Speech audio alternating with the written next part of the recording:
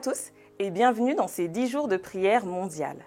Aujourd'hui, nous voulons parler de Dieu qui revient vers l'homme.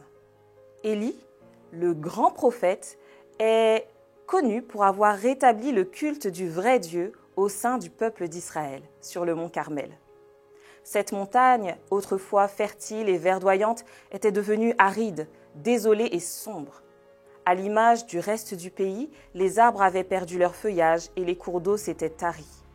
Comme le cœur du peuple, la terre était devenue desséchée et sans vie.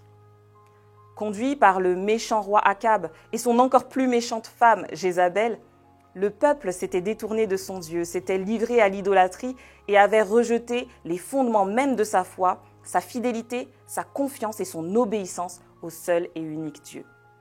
La sécheresse matérielle qui sévit alors sur le pays pendant 3 ans et demi n'était autre que le reflet de la sécheresse spirituelle subie par le peuple. Et dans cette apostasie spirituelle catastrophique, Dieu a appelé le prophète Élie pour ramener le cœur du peuple à son Seigneur. En ce jour fatidique sur le mont Carmel, les deux camps s'affrontent. Les prophètes au service de la reine Jézabel prient toute la journée les faux dieux Baal et Astarté de se manifester et de brûler l'offrande qu'ils ont apportée. Mais rien ne se passe. Alors vient le tour d'Élie.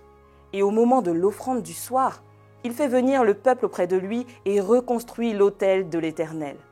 Par ce geste, il ne se contente pas seulement de ramener la nation à la véritable adoration, mais plus particulièrement à l'adoration journalière, au culte régulier et systématique, l'offrande du matin et l'offrande du soir.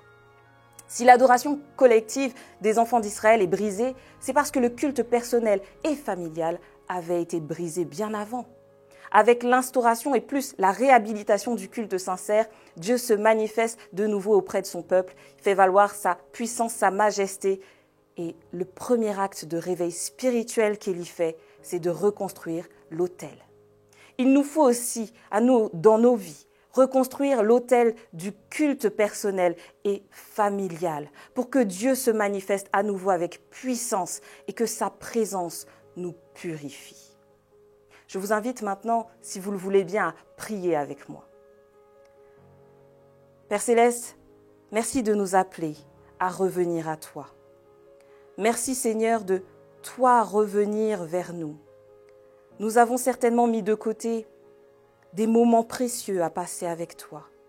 Mais Seigneur, nous nous repentons de cela et nous voulons maintenant restaurer ces liens intimes qui nous lient, ce culte personnel, ce culte familial. Aide-nous, Seigneur, dans cette décision et que ta gloire se manifeste dans nos vies. Au nom de Jésus. Amen.